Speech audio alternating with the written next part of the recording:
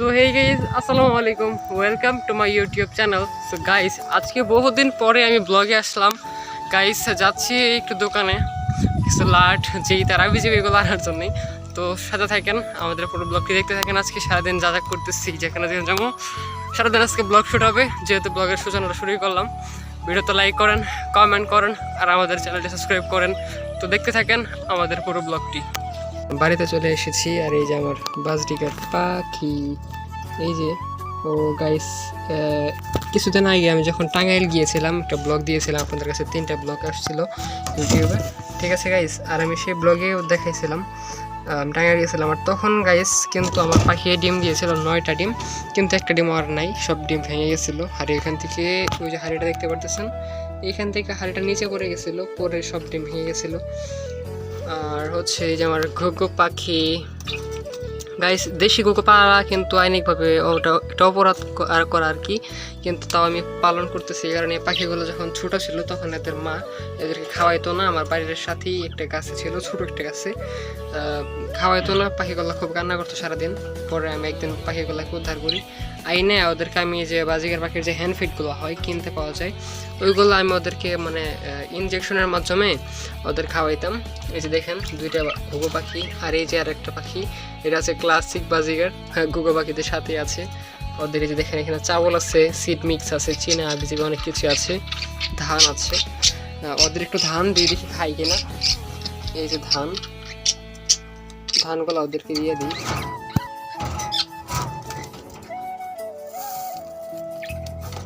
দেখা যায় ওরা ধানগুলো আজকে এখন হয়তো খাবে না, কারণ হালকা একটু ভয় পাচ্ছে। কারণ আমি ওদের আসলে আনার পরে একদিন শুধু আমার চ্যানেলটাতে শর্টস ভিডিও আপলোড করছিলাম, কিন্তু এখন লং ভিডিও আপলোড করা হয় না ওদেরকে নিয়ে। আর আজকে যেহেতু ব্লগ শ্যুট করতেছি তাদের মানে তার জন্য আর কি ওদেরকে নিয়ে এখানে আসা। দেখে নিয়েছে এটা দেওয়ার পরে আর কি এখানে ও যাচ্ছে, কিন্তু সাহস পাচ্ছিল না খাওয়ার জন্য, আবার যাচ্ছে। দেখি ও খায় কিনা এখানে।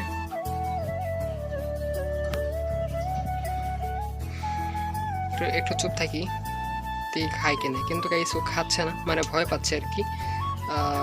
ভয় পেলে চলবে না, তোমাদেরকে খাইতেই হবে। যাই হোক, এই যে ওদেরকে সিড মিক্স আছে। আর মেয়ে পাখিটা আবারও 3টা ডিম দিয়েছে, আর আজকে হবে ওদের 4 নাম্বার ডিম। আজকে 4 নাম্বার ডিম দেবে। তার জন্য ওদেরকে আমি একটু ডিস্টার্ব না করি, এটাই ভালো হয়।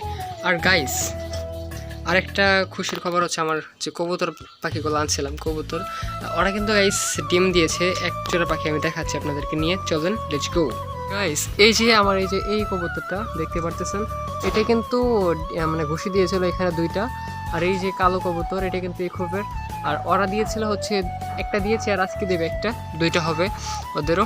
আর এখানে কিন্তু গাইস একটা বাচ্চা উঠছে অলরেডি। আমি বাচ্চাটাকে দেখাতে চাই, কিন্তু ভয় করতেছে যদি আবার ওর মা ওকে যদি না খাওয়ায় একটু সমস্যা হবে।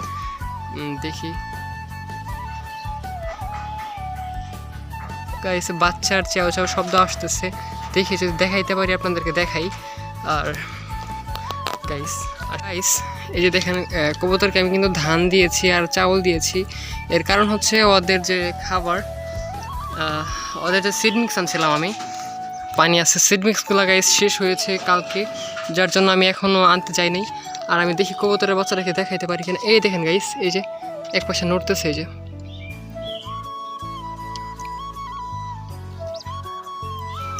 নড়তেছে, এই যে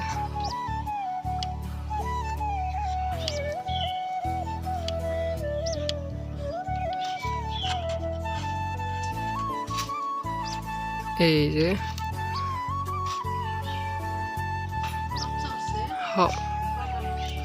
দেখ পারতে দেয় না, থাপড় দেয় ওইদিকে গেলে।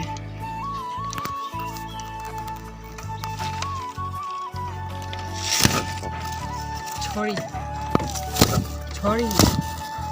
দেখো না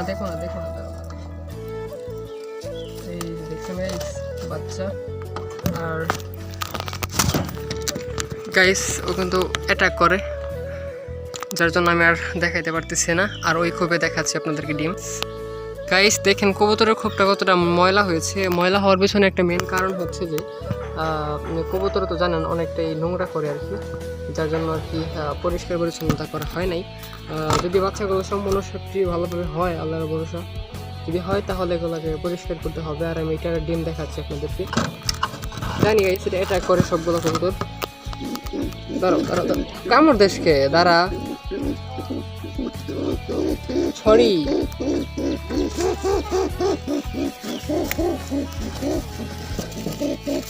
কামড় দিস না খারা।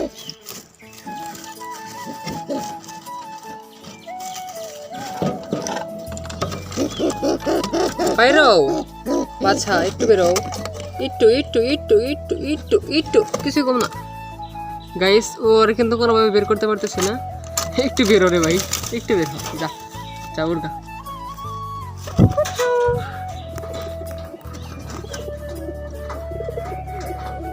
গাইস ও কিন্তু একটা ঘুষি দিয়েছে, আর একটা ঘুষি আজকে সারাদিনের ভিতরে যে কোনো একটা সময় দিয়ে দেবে, যার জন্য আমি ওদেরকে ডিস্টার্ব না করি। এই যে পানি আছে, পানি থেকে চোবানি দিই, দেখছেন একটা চোবানি দিলাম কিন্তু কিছু হয় নাই। এই যে বাছা,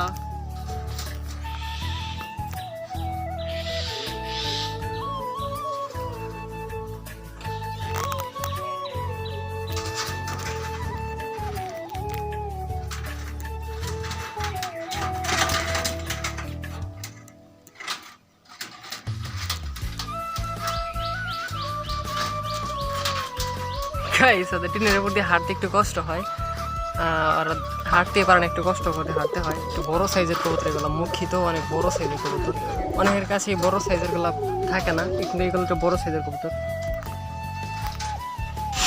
গাইস মিলে আসছি কাঠ ভাঙানোর জন্য, দেখতে পারতেছেন কাঠের ওজনটা খুবই হেভি ওয়েট।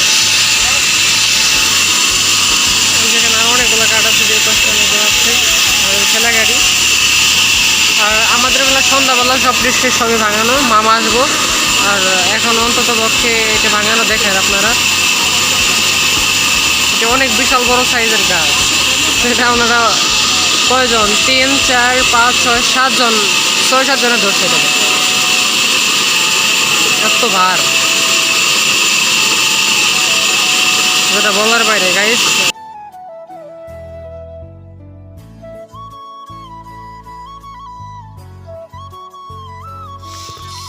গাইস এখানে আছে কাঠ ভাঙানোর মিল, মিলের পাশে একটা পুকুর আছে, বেশি বড় সড়ো আকারের একটা পুকুর, দেখতে পারতেছেন পুকুরটা।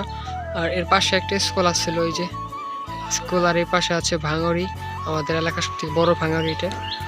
আর সাইড দিয়ে কিছু বাঁশঝাড়, খুবই সুন্দর লাগে এগুলো দেখতে, দেখতে পারতেছেন। আর এখানে মাঠে কোনো পানি নেই, একদম ফেরে চৌচের হয়ে আছে, অনেকদিন ধরে বৃষ্টি হয় না। আজকে 2 তারিখ, আজকে নাকি বৃষ্টি হওয়ার কথা ছিল, কিন্তু বৃষ্টি এখনো হয় নাই।